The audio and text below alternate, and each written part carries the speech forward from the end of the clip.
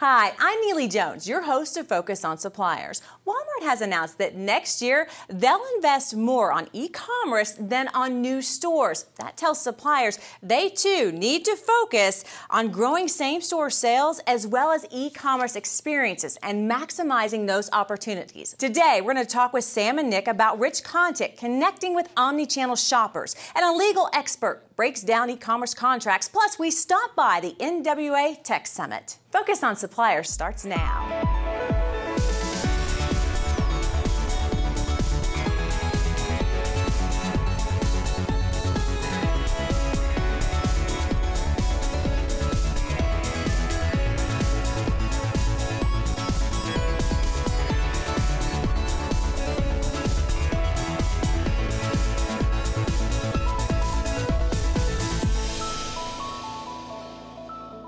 Focus on Suppliers is presented by 8th and Walton, the premier destination for supplier development, and sponsored in part by Dun & Bradstreet, Saatchi and Saatchi X, K-Stack, Excel Displays and Packaging, and other outstanding companies.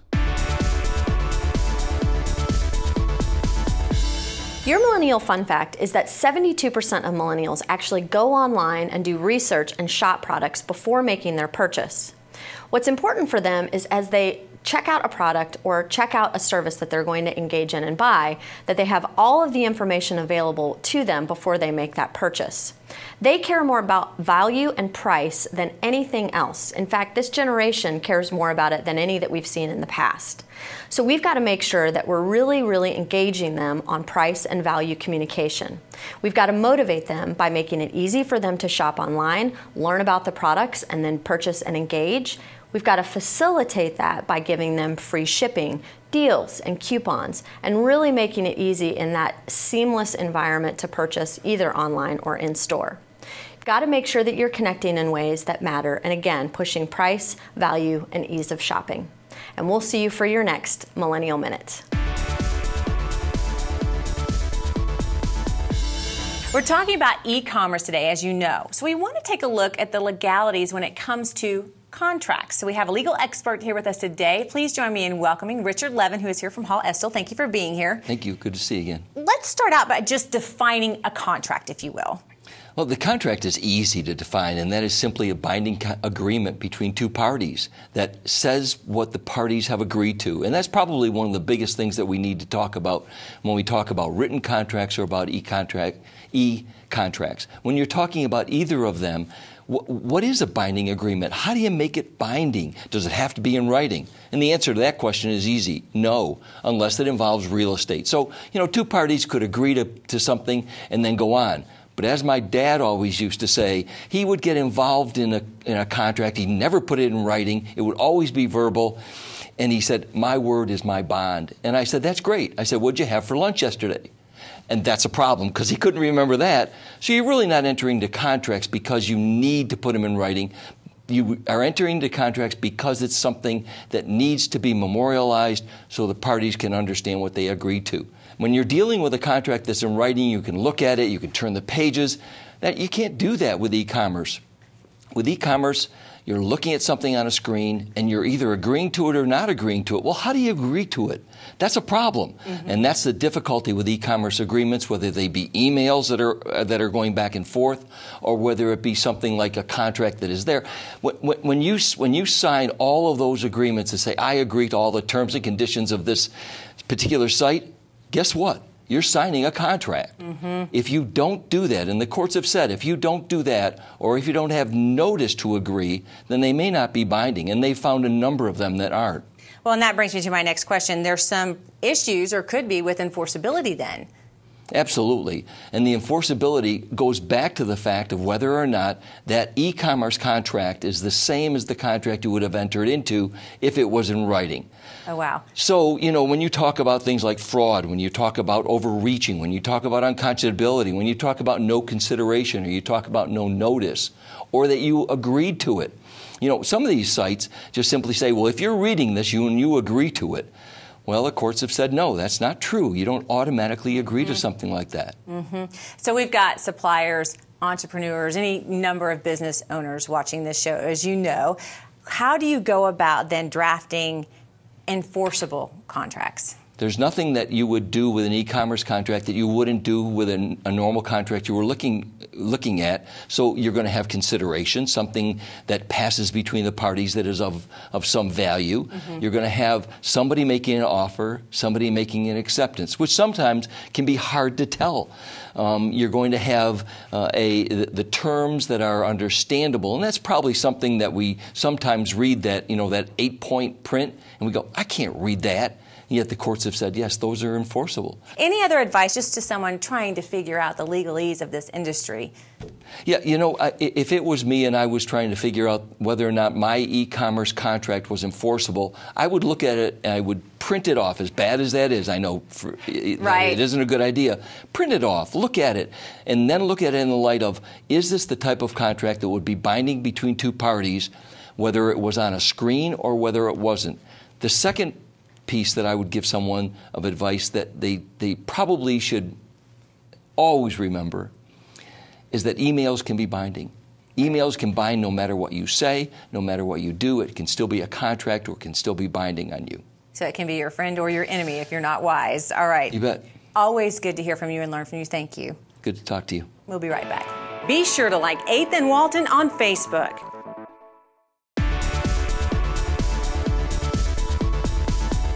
As we continue to talk about e-commerce, one of the more interesting areas is in books. Digital books are at their lowest sales level since the year 2010, and millennials are trending toward print books. It's great to see print books making such a comeback, and here to talk more about it from ReaderLink is Director of Sales, Brenda Allison. Brenda, good to see you again. Thanks, you too, Jared. What do you have for us this time around? So, speaking of fun things you can do in print that you can't do on e, we brought Little Blue Truck Christmas. So Little Blue Truck himself is kind of a new children's classic. Lots of rhyming, numbers, animal noises, and then at the very end, and again, you can't do this in e. Oh, there we go. Lighting up book, and there's Little Blue with his Christmas tree, and it's lots of fun for kids and adults. Okay, outstanding. That's for the kids. What do you have for the adults on the bookshelf? So here are Chip and Joanna Gaines. I don't know if you know them. Not personally.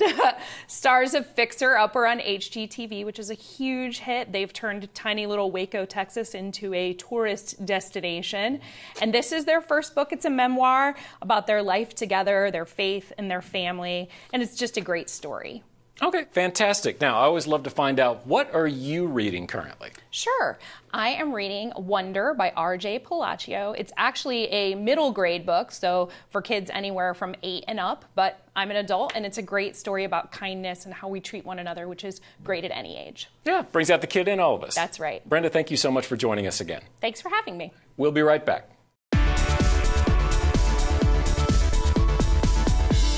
So we've been talking a lot about e-commerce and social media. That brings me to two very special ladies. If you don't know them, I'll be surprised. Please join me in welcoming Sam and Nick Chapman. Thank you for being here today. Thank you for having us. Let's kind of back up with your story a little bit, and Sam, I'll start with you. YouTube is your friend. How did this all start? Well, we're both makeup artists. Our aunt was a makeup artist, and she did tons and tons of famous people. Some of them you might have heard of, like David Bowie or Princess Diana. Nice. And so when we were growing up, it seemed like a really glamorous thing to do. So we both became makeup artists, trained with her. And then in 2008, I was really heavily pregnant with my second daughter, and I'd finished working, I'd finished freelancing, and someone asked me how to do a smoky eye, and I just thought, well, I'll film it and put it on YouTube. So that's what I did. It went up on YouTube, and this video was solely for her. And then I realised that other people were watching it and commenting and asking questions, and that is how our YouTube channel Pixie Woo started. Then you started doing it, and it grew. When Sam had her daughter, I had taken a couple of weeks off work to go and help her because she had 2 to juggle. So I was like, oh, let me come and help. And she said, I'm doing this thing on YouTube. Do you want to have a go? I was like, what's YouTube? Because at the time, it was so new. I didn't even have a computer. So I went into her kitchen and filmed my first video in my laptop. And people started commenting, and we were both hooked. Well, you guys have been in town for New. You were speaking at a special event, and you gave some demonstrations and talked about different ways to do your makeup, and there were some interesting tips that you shared with the people that we want to talk to you about today. You've brought some things with you. Sure. Yeah. So we have a line of makeup brushes that are actually sold all over the world, and they were born on YouTube. So we were approached by a company, Real Techniques, who wanted to build brushes that everyone could afford and around us. So we design all the brushes, and at the moment, the hottest thing out is sponges. So we brought some sponges along to show you. We have got the Miracle Complexion Sponge, which can be used damp or dry. Dry if you want more coverage, and damp if you want... damp will stop your foundation from soaking into it because it's already soaked up the water from when you've made it damp. So it gives you a lighter coverage, and with a used dry with a powder, it's going to give you slightly more coverage. And you said that's your favourite still. That's your favourite. Okay, that's your favourite. I use that every day. Okay. I absolutely love that sponge. Nick, I think you like these ones. I like the mini erasers, but you talk about that one first. And then... This is the Miracle Sculpting Sponge, which is a very unusual shape, and you can use... It's flat on... It's got like flat angles on both ends, so you can use it with a contour product and a highlight to create that really super kind of chiselled face. I need help with that. And I love the mini erasers, and this set actually comes with 3 of them, and I keep one spare. I use one wet and one dry. And I use this one for concealer because it fits into any of the smaller areas of the face around the nose. And then I'll use my dry one if I have any fall down or make any mistakes. It just cleans up. It's called an eraser for a reason because it just cleans up any mistakes that you may make. So it's your friend. That's it's what your you friend. brought with you, right? It's what every makeup user needs. One of the things that's so fascinating about you guys is e-commerce, social media. You've really learned how to use those 2 tools. And on this show, we try to help other suppliers without revealing anything too private. What advice would you give them about really showcasing your products and getting out there and the benefits of using social media and e-commerce? I think it can make or break you. You have to be careful about what you say, but you also have to find your authentic voice and make sure that you're being truthful when you speak. It's also showing people instantly how something works. You know, you can explain it, you can write it, but if there's a voice actually talking about it and demonstrating it, people can learn so much more from that. So that's why it's great for brushes, because we're showing them. In every one of our videos, whatever makeup we're using a brush to show how it demonstrates the goodness of it. And really engaging. Yeah, it's amazing. I mean, social media has changed the landscape of beauty, really, because you are unable to launch a product that's not very good now. Whereas you might have got away with it 8 years ago, you can't now because everything is reviewed and everything is tried against something similar. So if your product just isn't very good, you will fail. It has to be great stuff. One of the things that a lot of people enjoy about the 2 of you is that you are able to work with people of all ages, whether they're younger or older. You were saying we change, things change. What's your number 1 tip? My number 1 tip is make sure you feel good in whatever you're wearing, but quite often don't copy exactly what someone else does. So you may watch a video on YouTube and someone's put tons and tons of makeup on, and that's not what you would normally wear. Don't just go and copy that. There's so many videos out there that you can find something that works for you, or someone that you just engage with and you enjoy. So you'll always find something that works for you. But just dress for you and make up for you. I think it's very important to find somebody that has a very similar skin type to you. And I don't mean colour, because that's irrelevant, actually. But actual skin type. So if you have a dry skin, then the products that someone that has a dry skin uses might be great for you. There's no point in buying those products if you have an oily skin, because those products are not going to give you the best finish. Such good advice. Okay, so we were talking about this earlier, and I have to ask you, what's it like to work with your sister? I mean, daily. Do you know what? It's actually really good. I don't think either of us would be able to work with anyone else, because we're both absolute perfectionists, really, and we work really, really hard. So unless you have a vested interest in your business, you know, you probably wouldn't work quite as hard as we do. And we argue. We're sisters. We argue, but it's forgotten about like that, and then you're like, do you want a cup of tea? Do you know what I mean? It sounds so lovely when you... Do we want a cup of tea? You can't be mad at that. Exactly. Yeah, I mean, sometimes it gets kind of heated, but that's just what happens. We spend so much time together. We travel together. We live down the road from each other. You know, our kids play together. We're always at our mum's together. So when it's heated, we're both like, I'm calling Mum. Mum, am I right or wrong? Mom still settles and it she to this day. never takes a side either. I'm like, will you just take my side? She's like, no, never takes a side. Well, we're about to run out of time, so I just wanted to ask you if there's any place you want to mention, especially where people can find these particular products that you're here today sharing with us. You can find these in Walmart. In Walmart and other places, and online and on your website as well. Totally, on the realtechniques.com website. And the great thing about them is if you're unsure, they come with education. On the back of the box, there's videos that lead through to show you how to use these products and actually how to use them rather than us talking about them. And videos that you guys have put together are so helpful. So thank you so much for all you're doing to empower people with their makeup and to feel good about themselves. Thank you. We'll be right back. Follow 8th and Walton on Twitter. K-Stack, the leader in collaborative retail consolidation programs. We offer the supply chain expertise needed to navigate the challenges of selling products with the world's largest retailers. And we provide customers with a customizable, scalable, environmentally sustainable supply chain with the same advanced technology typically used by larger rivals. By leveling the playing field, K-Stack lowers distribution costs and increases overall margins. K-Stack, retail logistics is what we do. Join YouthBridge to make this season extra special for the hundreds of young people who face this time of year cold, hungry, and alone. You can help us provide food, shelter, and gifts so they can experience the same blessings as many of us. Go to youthbridge.com for your tax-deductible donation.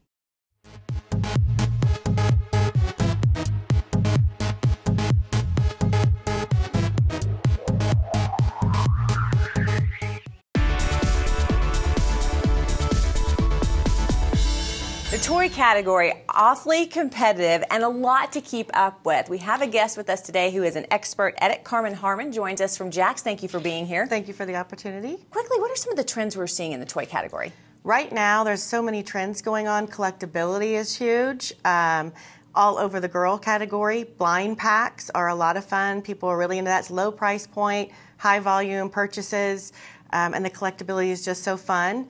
And then we have Paw Patrol. He's huge right now. He's the #1 show on Nick. And then Peppa Pig's big. There's just a lot of different licenses out there that are really trending. Well, and when we talk about the things that are changing, we're starting to see more diversity in a lot of areas. How is that being incorporated at Jakks? Well, some of our best-selling stores are the coastal stores that have lots of diversity, as you know. Again, some of our highest-selling stores are in Puerto Rico. Elena of Avalar is coming out, and she is really popular. She hit the market first of this fall, and she's on fire. So we're really working hard at growing that out there in the market. Again, our assortment with dolls. We work very hard at making sure that there's just not one skin tone, but multiple skin tones to cover all of the diversity in the United States. We're looking at e-commerce a lot right now. Obviously, everybody is. How has that affected Jakks and business? So I'm glad that you mentioned that. That's a very successful area for us right now. We actually had someone come in that's an expert. His name's Jeremy Upton. He's done a phenomenal job. He's really changed the ballgame for e-commerce for us. He put our entire portfolio up online, and we've seen up to triple digits in some categories, so we're very excited. And some of the things maybe that he says you must do when it comes to e-commerce. So you have to be very organized with your item setup, obviously.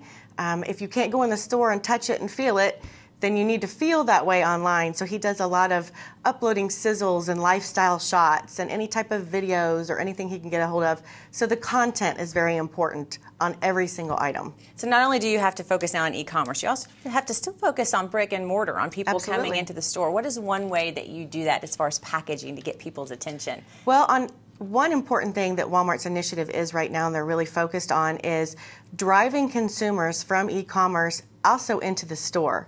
So their big initiative is Pick Up Today. So you can go online, you can pay for the item, and then it'll tell you a store, your local by zip code, where you can go and pick up that item the same day. So that's a very exciting initiative for them. And then if there's a store not local that you could find it, they'll ship it overnight to your house. And how has that helped you guys, but also how do you have to be prepared for that when it comes to having merchandise in stock? Well, we just need to make sure that we're watching our in-stocks, that we're prepared, we're shipping on time, and then our assortments are definitely broke apart so that you can have that in-store presence with every UPC.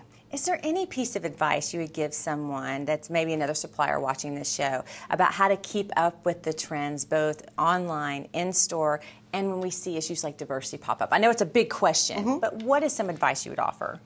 So you just have to really stay on top of the trends. We're always forward thinking, always forward looking. Diversity is very important. You got to look at the different license. We're a very license-driven company, so we make sure that we across the board have lots of fun toys covering all of those different diverse areas. And that means planning far ahead, I would think. Yes, absolutely. So right now I'm in the middle of proposing Fall 17, and we're already getting ready to propose our next year's Blitz items. So planning ahead is so important. It's exciting, but it's very important. Carmen, thank you so much for being with us today. Thank you. I appreciate that. We'll be right back. This is Jeff Amrine, and we're in the Innovation District in Fayetteville with another great company that's decided to locate in Northwest Arkansas, Metova. I've got two of the senior leaders here, Caleb Hamilton and Kent Watson. Caleb, how you doing? Doing good. Kent, how about you? Great. Well, listen, guys, we want to understand why Metova decided to locate in the Innovation District here in Fayetteville. Yeah, so there's two big reasons. The first is the talent pool itself. So we started in Franklin, Tennessee. We had a lot of grasps into the local talent, local colleges there like Vanderbilt. We had Auburn University, Tennessee Tech. We opened an office in Conway, Arkansas, pulled a lot of talent from UCA. So University of Arkansas was a really big draw for the talent pool in this area, and really working with them, getting interns in, growing that talent, teaching them what they need to know on the job, and then eventually hiring them on full time. So that was a really big pull for us. The second piece to me was our bread and butter has historically been working with startup customers. So we take the idea from the back of the napkin to a published application, and with the amount of startup work up here, it's very appealing. With Hayseed Ventures, a lot of these people here, there's a lot of opportunity for business in the area as well. No, that's great, and we're really glad you're here. Now, Kent, you're a Fayetteville guy, and you kind of see this whole thing grow. Why does having talent density and people that are creative around an innovation district like this matter? Well, the great thing is a lot of technology in the marketplace is actually created in Northwest Arkansas. A lot of people don't know that there's a lot of stuff in the App Store that's built right here. So we have the talent capability. The problem is we don't have the right type of talent. We have a great enterprise base. Those enterprises were and are innovative. However, the technology's kind of settled. So what we need is modern application development skills here in Northwest Arkansas to remain competitive, attract more employers like Metova to this area. That's really fantastic, and quality of life is a significant part of all this. And we couldn't really build the kind of innovation district we wanted without great companies like Metova. I really appreciate your time today. Yeah, absolutely.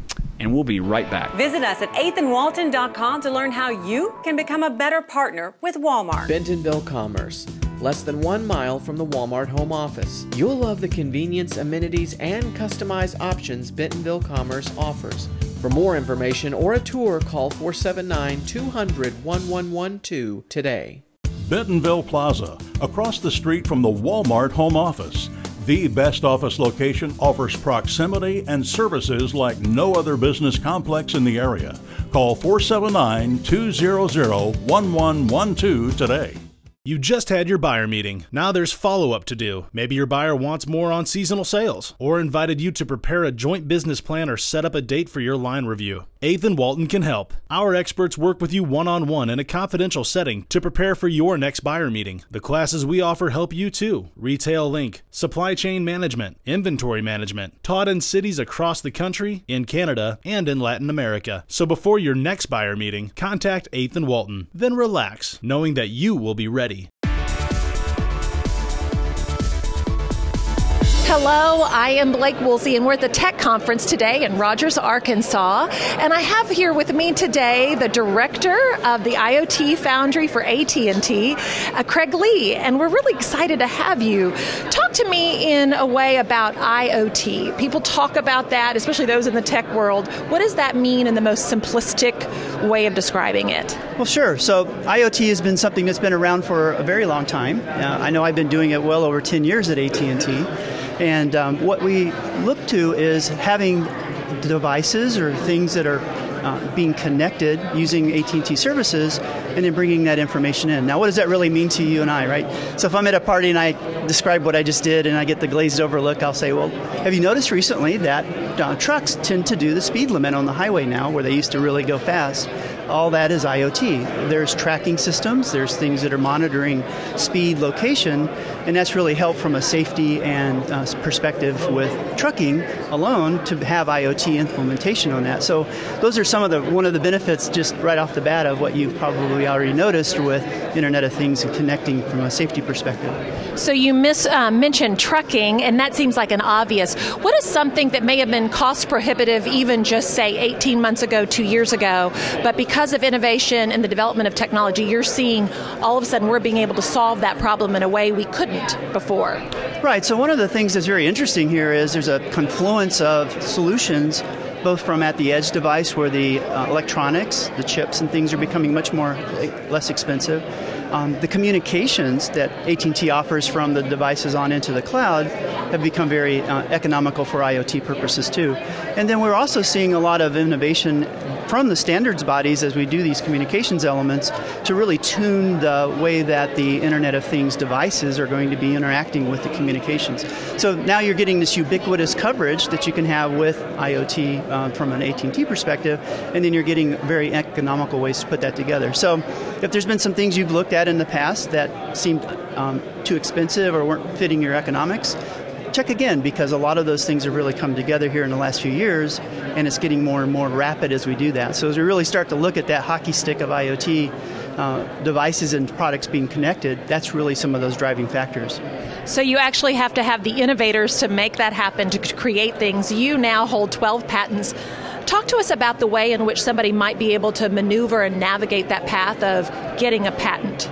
Sure. So one of the things that's very interesting with patents is it's having a novel idea, and in many cases that novel idea may not be something that's completely never been thought of before, but it's coming up with some very interesting and novel ways to apply or in a direction that hasn't been approached before. So when you come up with a patentable idea, you might say, I've already seen something close to that. That doesn't mean that it's not a patentable idea that you've had, and actually that helps because there is some prior art body that you could use to say, this is what's there now, this is what I'm doing to make it even more novel, and that's where you can go for the patent. So, much of what we do from a patent perspective is looking at how can we look out 5-10 years from a protection and say, here's an idea that will probably be very useful in that time frame.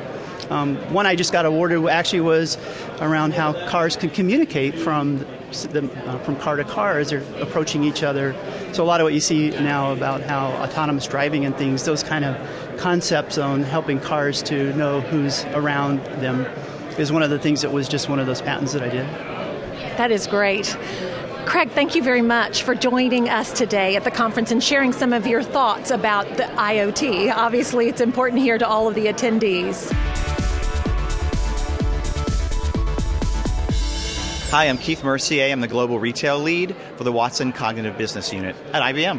So we've been very much rapidly evolving Watson's cognitive technologies. Most people who know Watson remember Watson from playing Jeopardy!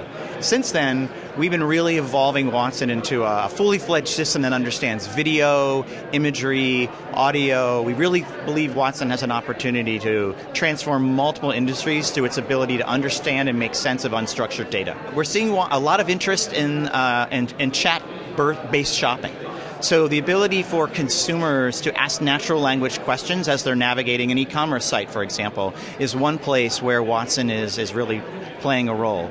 We're also seeing Watson help out in the supply chain. Think about something such as weather and the impact of weather on your supply chain, whether it's transit, whether it's weather at a local store that might impede a truck getting there on time. We're really using Watson to make sense of that unstructured data that impacts a supply chain for a retailer. We think Watson can play a role in across the entire enterprise, whether that's a store associate being able to use an interactive agent powered by Watson to ask questions about HR policies, whether it's them using it on the sales floor, on a mobile device to help a customer research and make decisions about a product, or a customer self-serving on their own. We know customers love mobile devices and they're navigating brands using their favorite mobile device.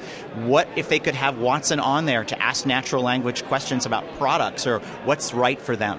Our guests enjoy staying at the 21C Museum Hotel and hosting dinner, meetings, and product launches there. That does it for this week's show, but here are 3 key takeaways for you to jot down. First, remember success in 2017 means success in e-commerce. Also, be proactive and talk with your buyer about how you can maximize your .com business. And I've said it before, I'm going to say it again. Rich content, it is essential when we talk about your online business, so make sure you're paying attention and get it right. We'll see you back here next week. Thanks for joining us for Focus on Suppliers.